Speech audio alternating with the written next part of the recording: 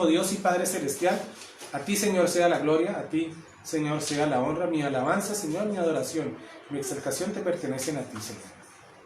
Gracias, Padre Santo, porque tú, Señor, nos has dado la oportunidad de estar aquí reunidos por medio de estos aparatos, Señor, de los cuales tú le has dotado de inteligencia y de sabiduría al ser humano para que los usemos.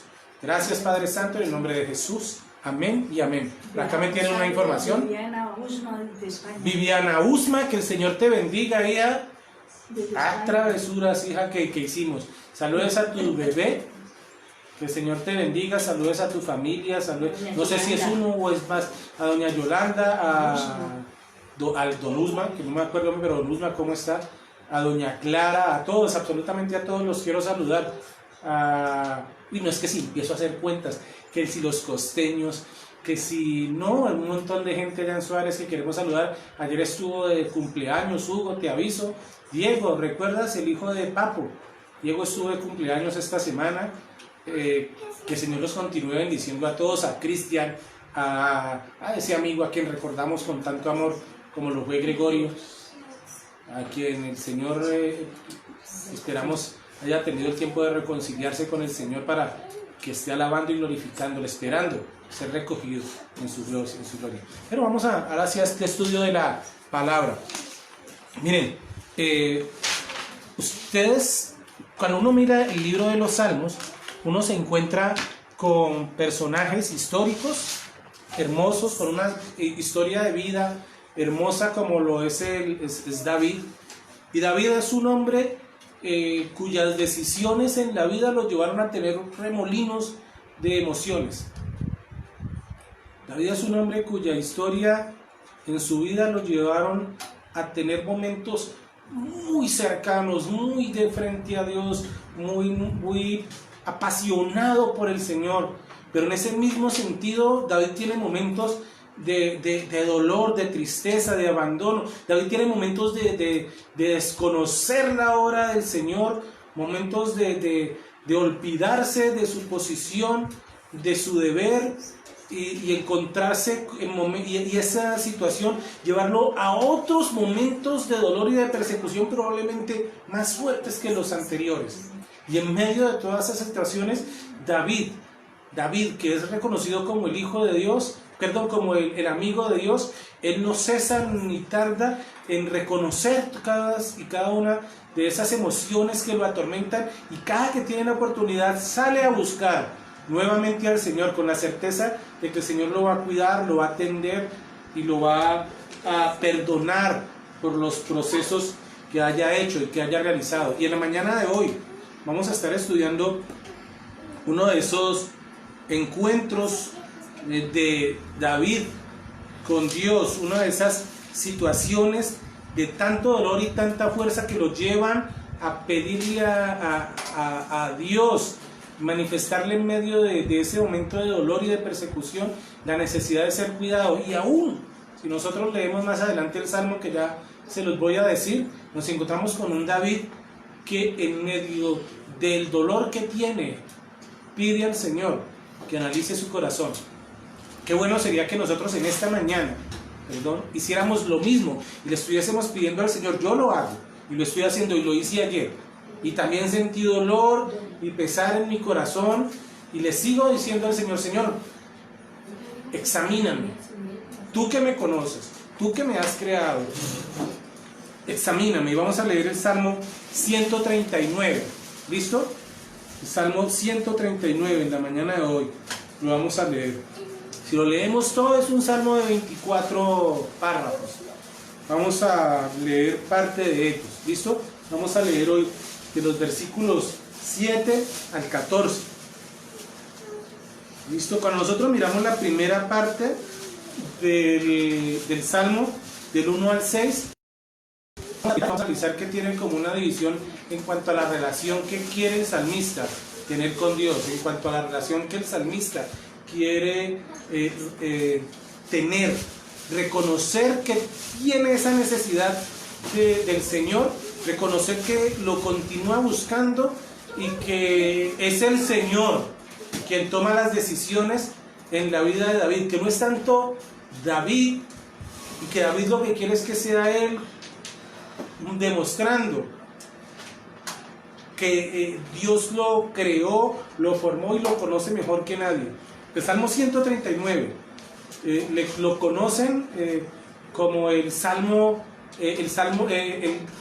la lectura corona, o el cántico que corona el libro de los Salmos. Y si ustedes lo leen completico, van a ver que tiene mucho paralelo con el libro de Job en cuanto al conocimiento del Señor, del ser humano. Vamos a dar un ejemplo. ¿Quién conoce mejor un diseño último de carros, sino el mismo diseñador? ¿Quién podría hablarles a ustedes de espacio, de conocimiento y aún de fallas que puede existir en algunos puntos de la construcción de un carro, de un motor? Pues el mismo diseñador, el mismo constructor. Puede que haya un mecánico muy bueno, muy bueno, y puede que ese mecánico se tome el tiempo de estudiar y de conocerlo, pero los detalles de primera mano, quien mejor lo va a conocer es el diseñador. Bueno, este salmo básicamente lo que está diciendo es que necesito tanto tiempo para conocerme a mí mismo, que mi mejor alternativa y lo mejor que puedo hacer es recurrir al Señor, porque Él como creador de mi vida sea mostrándome qué es lo que realmente estoy haciendo o está pasando, cuáles son esas fallas, cuáles son esos puntos de debilidad en mi vida, y que yo pueda convencerme de que el Señor está al control de todo. Y dice el Salmo 139 del 1 al 7, dice así, del 7 al 14, y dice así: ¿A dónde podría alejarme de tu espíritu? ¿A dónde podría huir de tu presencia? Si subiera al cielo, ahí estás tú. Si tendiera mi lecho en el fondo del abismo, allí también estás. Si me levantara sobre las alas del alba, o me estableciera en los extremos del mar, aún allí tu mano me guiaría y me sostendría tu mano derecha. Y si dijere que me ocultara en las tinieblas, que la luz se haga noche en torno mío, ni las tinieblas serían oscuras para ti, y aún la noche sería clara como el día. Lo mismo son para ti las tinieblas que la luz. Tú creaste mis entrañas, me formaste en el vientre de mi madre. Te alabo porque soy creación admirable. Tus obras son maravillosas, y esto lo sé muy bien. Listo, y empezamos a hablar acerca de lo que el Señor nos está diciendo, y yo quiero rescatar, y ese es el título que el Señor le ha dado a esta enseñanza en la mañana de hoy. En el versículo 7 el salmista hace una pregunta, y esa pregunta es: ¿a dónde huiré de tu espíritu? ¿A dónde huiré de tu presencia? Miren, yo tuve la oportunidad de hablar con la hermana,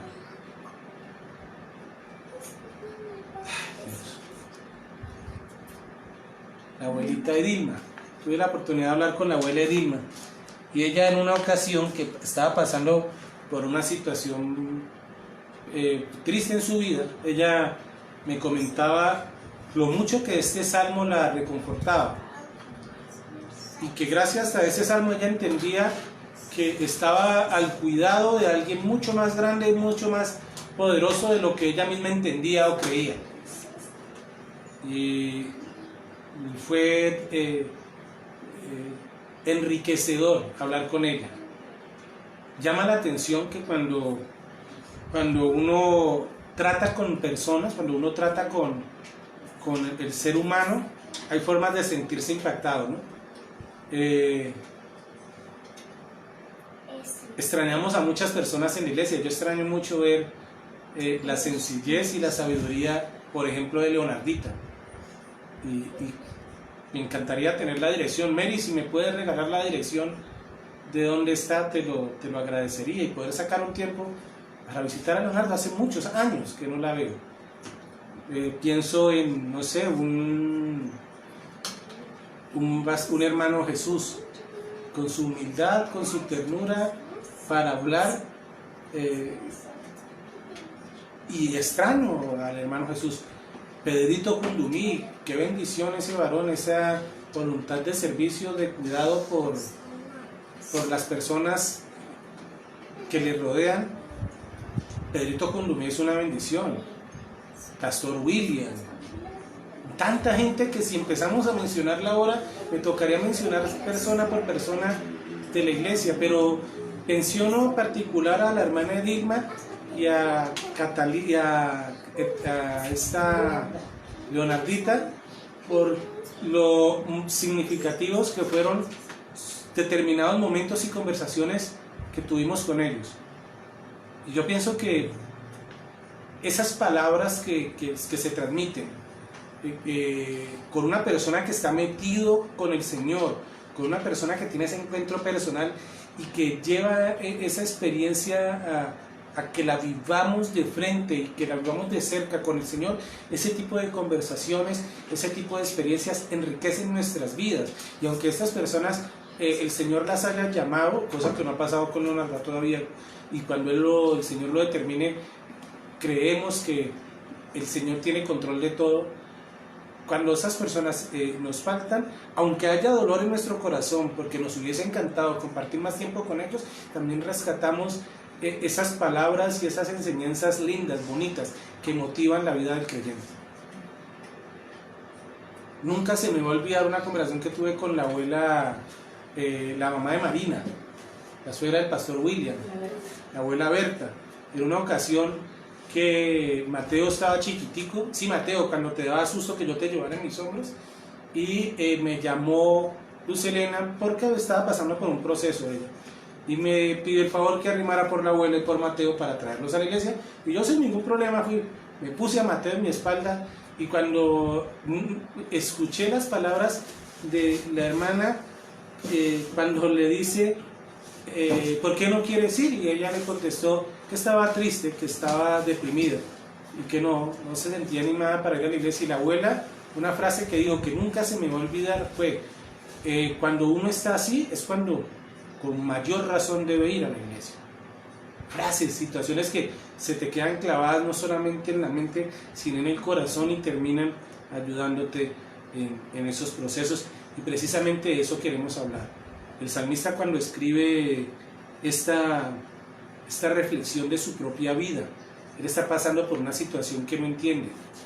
Él está en un momento de persecución y se demuestra por lo que está diciendo que tal vez él quisiera estar escondido, que nadie lo viera, que nadie lo reconociese en esta sección del Salmo.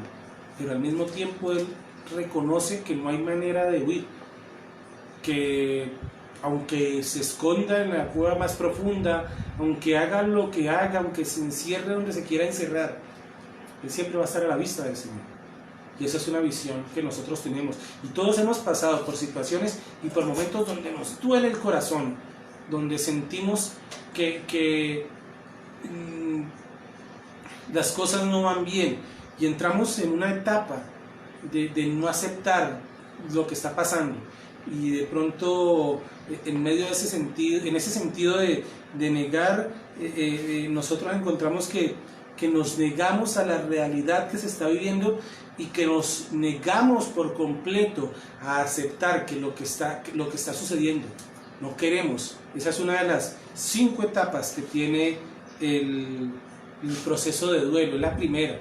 Cuando usted está en esa situación, usted se niega a creer de lo que está pasando. Sin embargo, cuando uno lee completo el Salmo, uno se da cuenta de que el salmista es eso, una persona en crisis. ¿Y qué hace esa persona en crisis?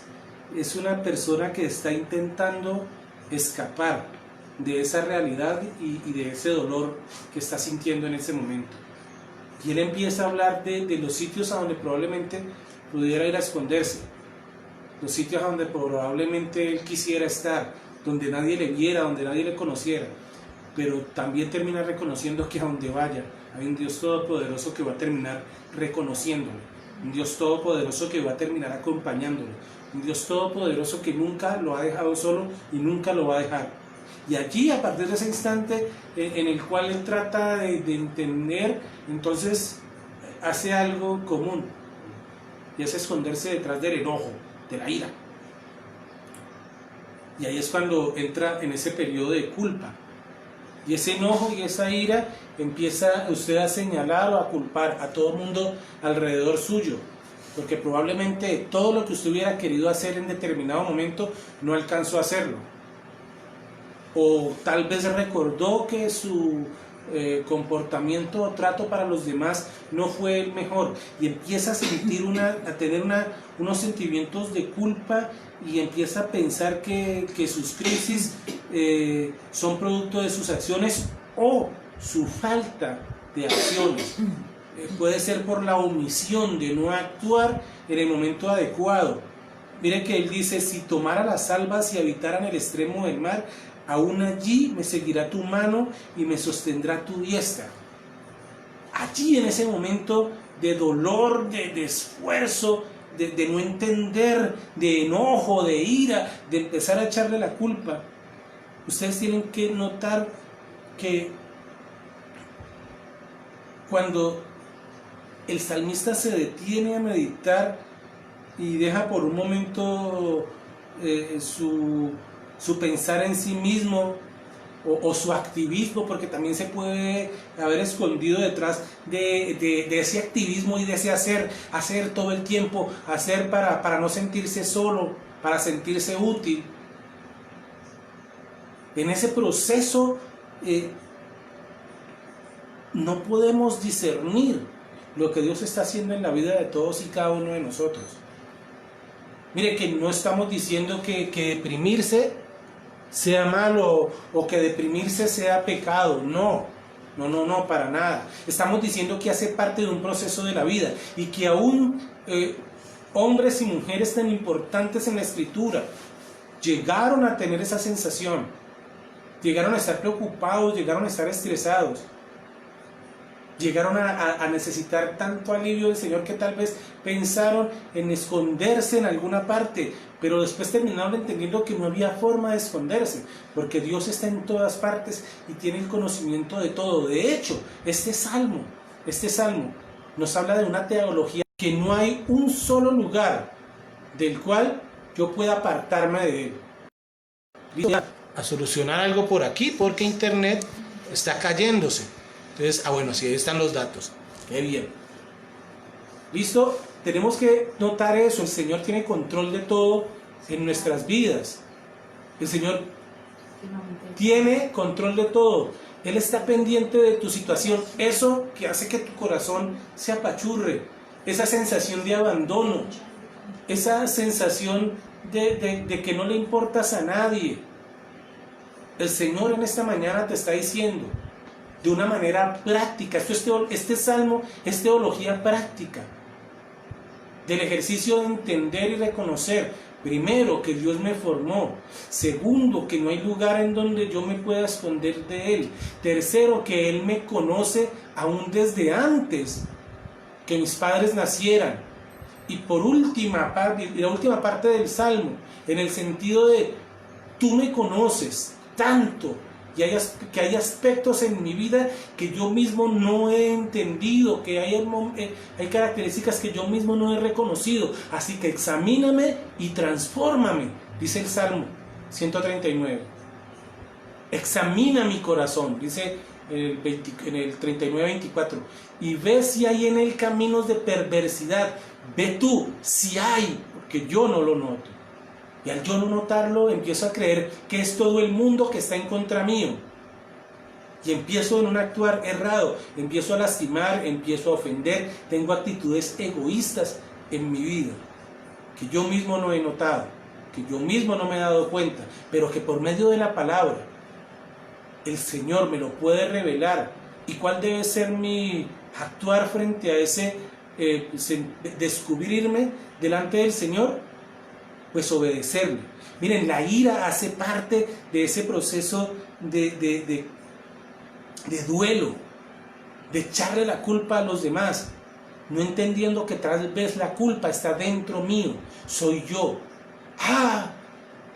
pero no ve que todos los parejas o novios o relaciones que yo he tenido, todos me han salido igualito. ¿No será que tú siempre buscas el mismo tipo de persona?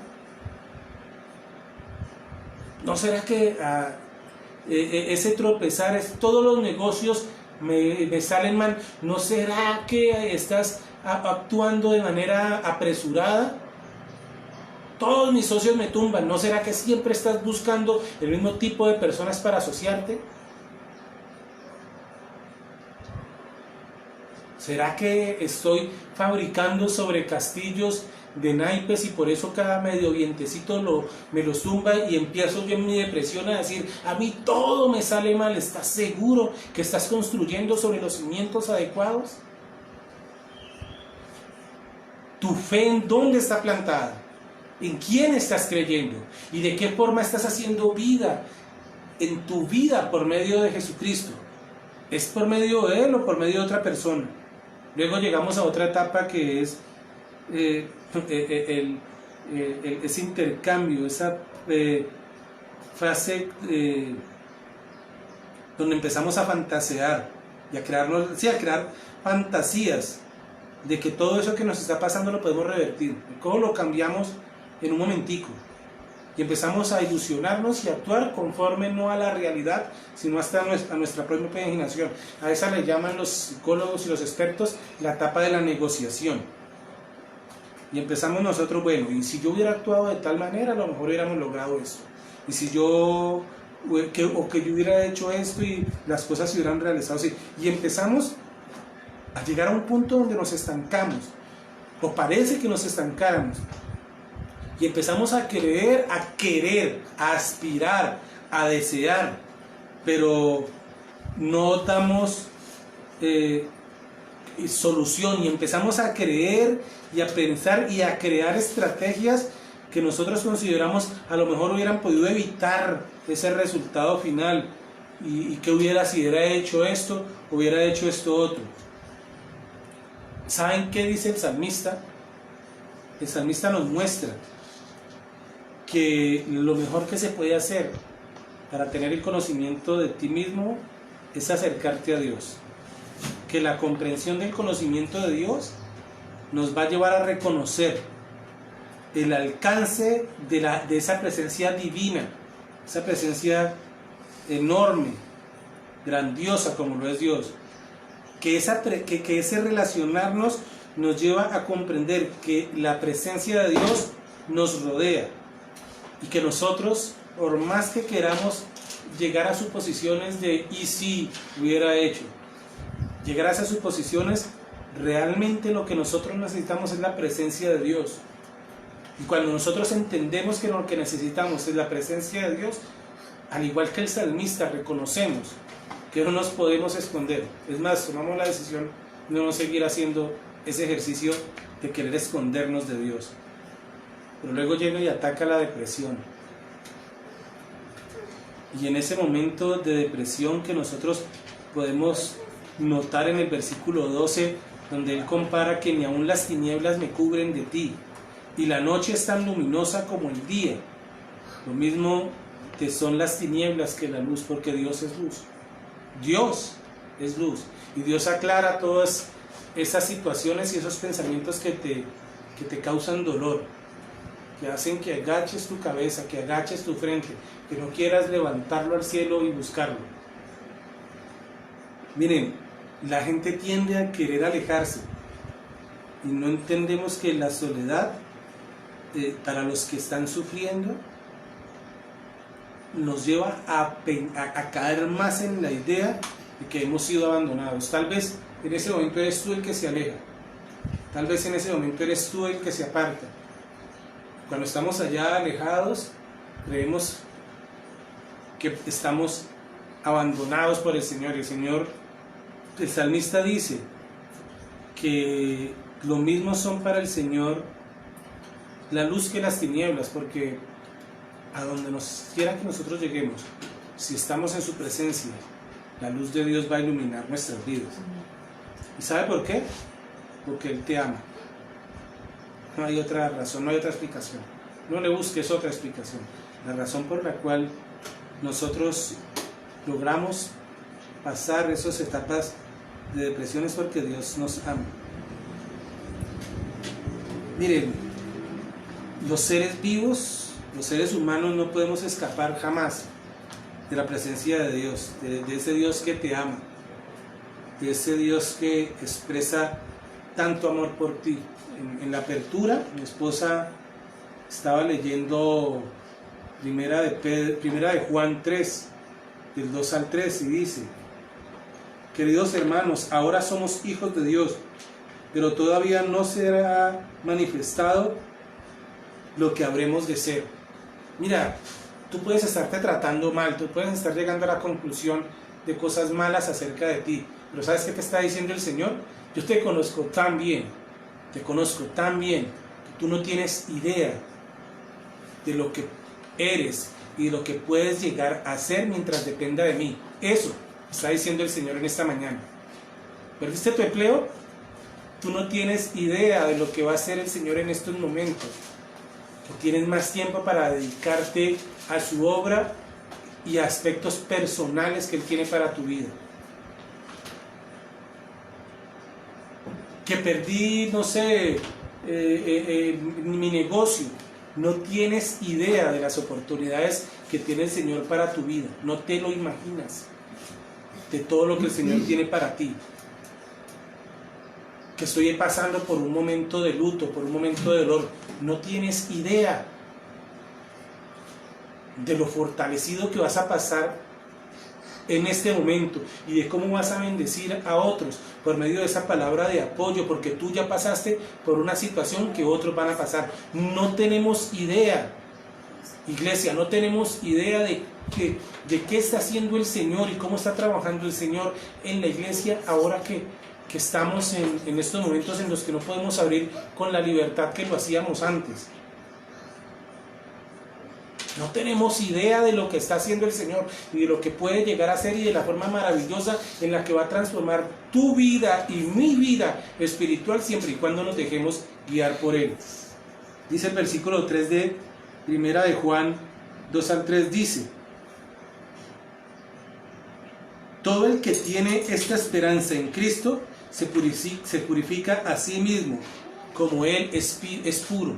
Cuando entendemos esa etapa de la depresión y entendemos que esa promesa de primera de Juan en nuestras vidas nos ayuda y nos alimenta para que te puedas levantar, entendiendo, como lo dice aquí, que nuestro entendimiento, nuestro conocimiento aquí, en este mundo y en el ahora, no es nada comparado con lo que va a hacer el Señor en tu vida y en la mía. La última etapa es la etapa de la aceptación. Y esa etapa de la aceptación es para que reconocer la presencia y el amor de Dios. En esta etapa de reconocer, ese es el primer paso para poder salir de esa crisis que atormenta, en la que se encuentra. Por eso yo le invito a que respondamos hoy con amor, que respondamos con amor al amor de Dios, que respondamos con amor al cuidado de Dios. No hay acción humana, escuche lo que le voy a decir, no hay acción humana que pueda cancelar el amor de Dios por usted. Cristo te ama, Dios te ama, y es el pecado, tu pecado, mi pecado, el que me tiene alejado del Señor, no el amor de Dios. Él me ama y hay tanto amor en Él que todavía no ha acabado con este mundo tan apartado de Él, por amor, porque tiene la esperanza, porque sabe de que hay corazones dispuestos a entregarse a Él, a doblar sus rodillas delante de Él. No hay nada que usted pueda hacer para cancelar ese amor de Dios en su vida. Sin embargo, hay mucho en lo que usted puede hacer en esta mañana, si dobla sus rodillas y le reconoce como el Todopoderoso, como el Hacedor de vida, como el único que puede reconstruir su vida a pesar de esas circunstancias que tienen su corazón amarrado, dolido, dañado y en algunos casos hasta torturado. Miren, nosotros debemos tener tanto respeto por nosotros mismos, nosotros debemos tener tanto, pero tanto respeto por nosotros mismos como nuestro Señor lo tiene. Dios te ama y te respeta. Tú eres una creación de Dios. Eres único e inigualable. Perfecto delante de la presencia del Señor. Imperfecto por tus pecados. Y tenemos que entender que nosotros debemos respetarnos a nosotros mismos. ¿Y dónde empieza ese respeto? Por la forma en la que te tratas a ti mismo. Mire, el Señor, nuestro Hacedor, nos está diciendo que cuando nosotros estemos pasando por la crisis y creamos que no valemos nada, o hasta comencemos a odiarnos a nosotros mismos, el Señor, por medio de su palabra, y en esta mañana nos está diciendo que recordemos que su Espíritu está dispuesto a trabajar en ti y en mí, para que nuestro carácter sea todo lo que Dios ha planeado, sea todo lo que Dios desea para nuestras vidas.